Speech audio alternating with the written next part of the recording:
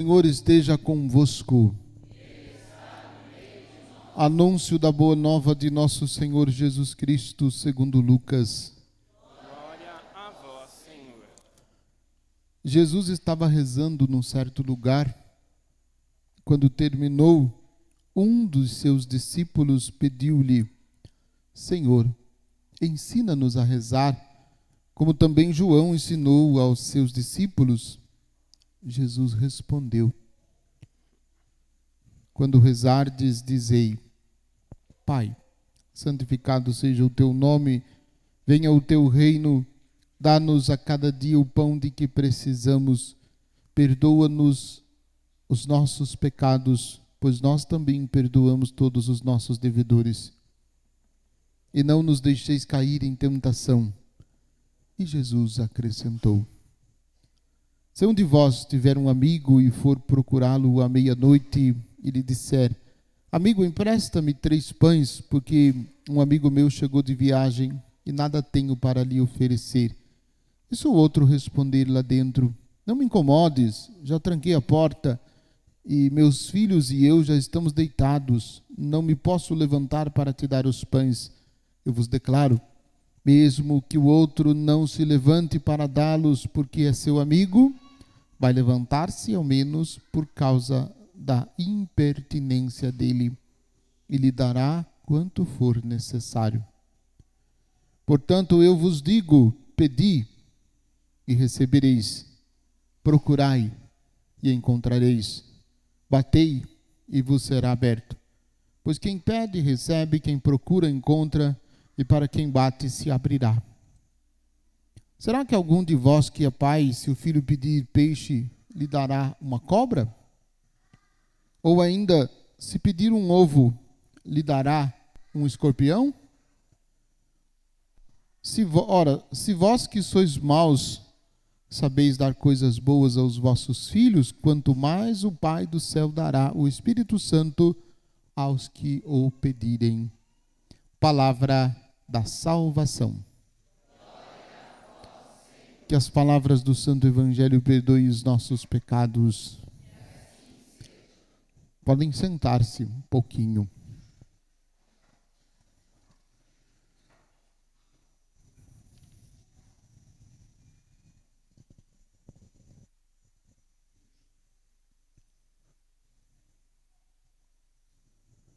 Jesus estava rezando num certo lugar. Quando terminou, um dos seus discípulos pediu-lhe: Senhor, ensina-nos a rezar, como também João ensinou aos seus discípulos. É interessante esse pedido do discípulo de Jesus, porque ele observou Jesus rezando. E porque observou Jesus rezando, pediu para Jesus ensiná-lo. E é interessante justamente pelo fato de que nós somos convidados a todos os instantes a observar Jesus. Às vezes parece que isso está tão distante. Mas se a gente pergunta assim, quais são as características de Jesus que a gente consegue encontrar em nós? Em que nós somos parecidos com Jesus? Se a gente perguntar isso para os outros, talvez a resposta não nos agrade. Porque outros vão dizer assim, não é nada parecido com Jesus. Mas nem quando está nervoso. Nem quando está irado. No capítulo 2, né, de João, quando Jesus faz aquele chicote lá de corda e surra a turma, né? Na ira, talvez a gente seja um pouquinho parecido com Jesus, né? Mesmo que a ira de Jesus lá era uma ira santa, né? Mas é importante essa pergunta e essa reflexão. Porque Jesus não é só um profeta poderoso em obras e palavras, que realiza milagres, prodígios e portentos. Não. Jesus é o Salvador. Jesus é Deus que se encarnou. Jesus é Deus que se fez carne. E veio morar no meio de nós. E esta é, sem dúvida nenhuma, uma prova de amor. Ele é o único justo. Primeira leitura dá até um desespero na gente ouvir Abraão vai diminuindo, né? Se encontrar 50 justos. Senhor, mas e se não tiver 50? Se tiver só 45? Vai diminuindo. 45, 30, 20, 10, chega no 5, vai chegar no 1. E cá entre nós, pelo visto, não encontrou nenhum justo lá, porque, segundo diz a história, a cidade de Sodoma e Gomorra foram todas elas destruídas. Então não encontrou nenhum justo lá, né? Mas existe um justo que santificou a todos nós e que pagou o peso, que pagou a dívida, que pagou o preço por cada um de nós. Um único justo que doou-se a si mesmo, e entregou-se humildemente na cruz para pagar a nossa dívida e para perdoar os nossos pecados. Para que a gente pudesse lutar por uma vida de santidade, lutar para ser cada vez mais parecido com Jesus, lutar para buscar a nossa identificação com Jesus e cada vez mais e com mais profundidade.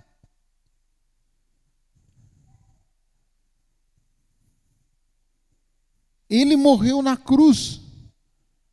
Existia contra nós uma conta a ser paga, mas ele a cancelou apesar das obrigações legais. Ele a eliminou, pregando-a na cruz. Para que nós pudéssemos definitivamente vencer todo o pecado. E o pecado é tudo aquilo que nos afasta de Deus.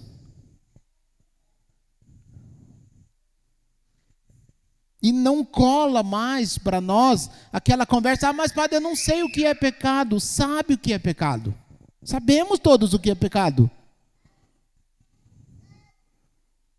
Sabemos por quê? Porque a palavra já foi nos anunciada, mas a gente quer dar um jeitinho, a gente quer maquiar, a gente quer dar uma amenizada.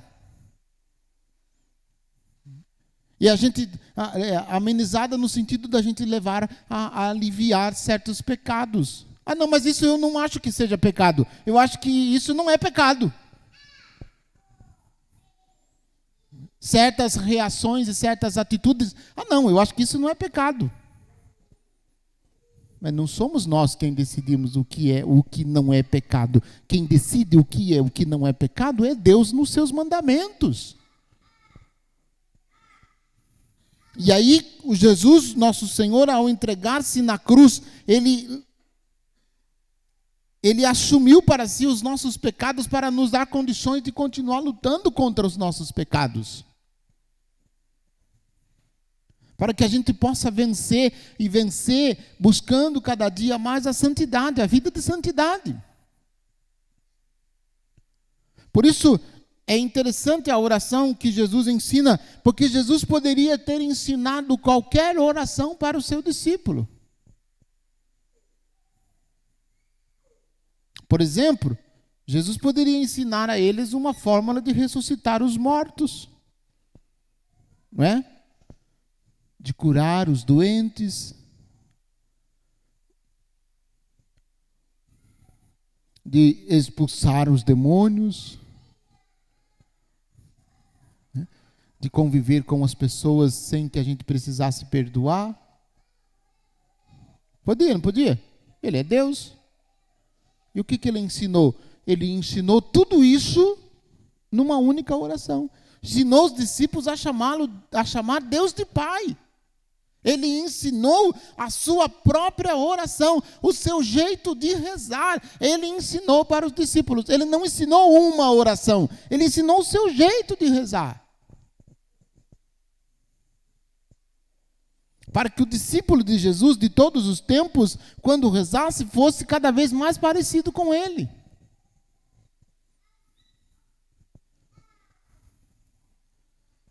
E esta oração, eu estou dizendo, não das orações que a gente reza, né?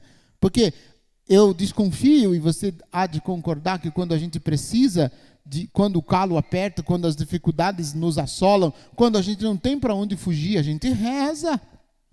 Reza o terço, reza o rosário, Pede para a turma que reza, reza por mim. Vai no grupo de oração, pede oração. Vai na missa, pede para o padre rezar. Todo mundo que reza terço nas casas, reza por mim. Quando a necessidade aperta, quando o calo aperta, a gente recorre à oração. Ou não? Recorre. E toda pessoa que a gente sabe que reza um pouquinho mais, a gente pede oração. Pede para o padre, pede para todo mundo. Mas quando passa aquela dificuldade, quando passa aquela necessidade, quando passa aquela urgência, nem lembra de contar para a gente o que aconteceu. Eu podia vir contar, né? Já que pediu para a gente rezar, né? E aí, o que aconteceu? Aí, eu esqueci já que tinha pedido oração. Eu nem lembro mais. E alguns a gente diz que reza e outros a gente diz que reza e não reza nada. Talvez seja por isso, porque nunca voltou para dizer se aconteceu ou não aconteceu, né? Mas a oração aqui, e aqui importante a perseverança na oração, porque não deve ser só para buscar alguma coisa em Deus. Quando precisamos. Afinal de contas, o Senhor prometeu isso, que quem procura encontra, quem bate a porta se abrirá. Pedi e recebereis, procurai encontrareis, batei e vos será aberto. Quem pede recebe, quem procura encontra, quem bate se abrirá. Jesus mesmo prometeu isso. Mas a gente precisa dar um passo a mais e ir além, perseverar na oração, não só para receber de Deus alguma graça que nós necessitamos. E isso também é importante. Mas perseverar na oração porque nós amamos a Deus. Por amor a Deus nós perseveramos na oração. Por amor a Deus nós insistimos na oração. Se Deus realizar o que nós pedimos, nós teremos um coração agradecido. Se Deus não realizar o que nós pedimos, nós continuaremos rezando e tendo um coração agradecido do mesmo jeito. Porque, afinal de contas, Deus não é nosso empregado. Está a serviço de nossa realeza. Sempre que nós necessitamos, Deus se inclina lá do céu para fazer tudo o que a gente pede, na hora que a gente pede, do jeitinho que a gente pede. Isso é coisa de filho mimado. Deus não quer a gente filho mimado. Mas Ele, por outro lado, Ele não precisa da minha oração. Se eu rezar sempre, se eu buscar intimidade com Ele é Deus. Se eu rezar, Ele é Deus. Se eu não rezar, Ele continua sendo Deus. Se eu rezar bastante, Ele é Deus. Se eu rezar pouquinho, Ele continua sendo Deus.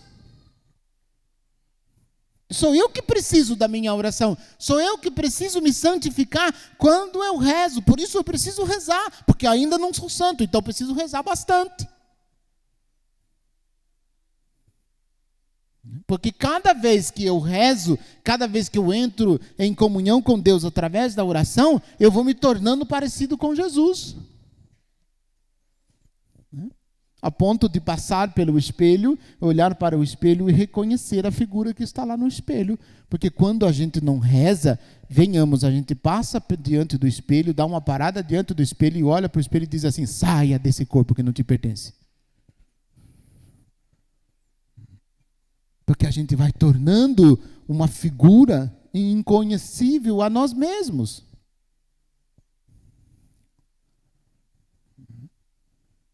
Sem contar as outras coisinhas que vão acontecendo, né?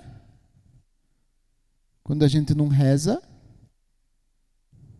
começa a soltar faísca para os olhos. Né? Vocês não, né? Vocês estão já num grau elevado de espiritualidade. E eu ainda não estou. Preciso me converter bastante. Mas a oração, ela deve justamente mudar aquela experiência de Moisés, quando entrava na tenda para rezar, ele saía com o rosto brilhando. Porque ele fazia na tenda e na oração a experiência de Deus. A oração é também experiência de Deus, a ponto de nos transformar, a ponto de nos santificar, de mudar quem nós somos. Mudar quem nós somos, não. Mudar o jeito errado que nós temos. Tirar de nós as características ruins, as características negativas que ficaram por consequências do pecado. Por isso nós devemos perseverar na oração. E é um gesto de amor. Agora, Jesus termina.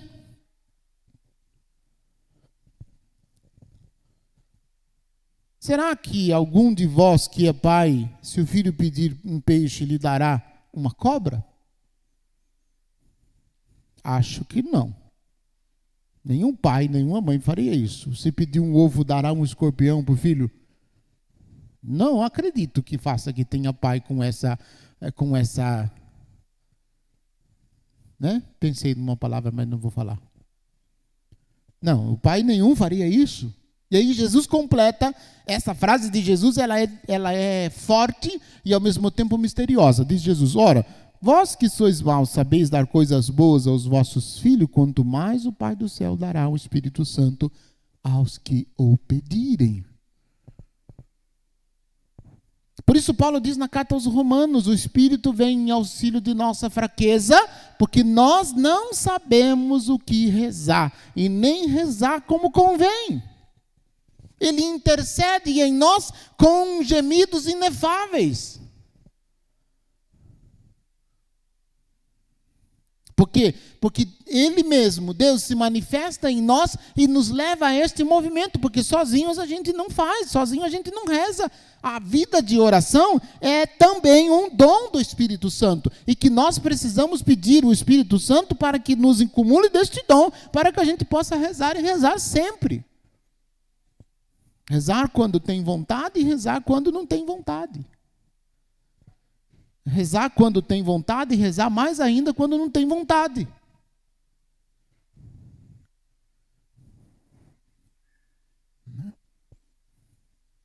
Para que a imagem de Jesus em nós vá sendo modelada. Porque é o Espírito Santo que pode gerar Jesus em nós. Do mesmo jeito que gerou Jesus no ventre bendito da Virgem Maria. O Espírito Santo pode gerar Jesus em nós.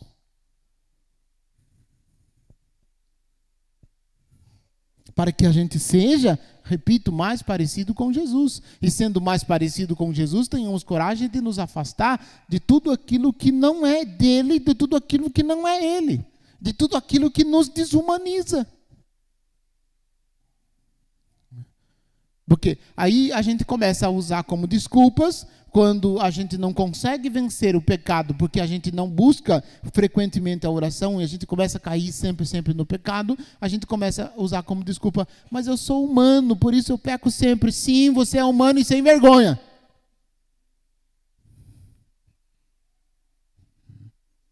Porque o pecado não é humano.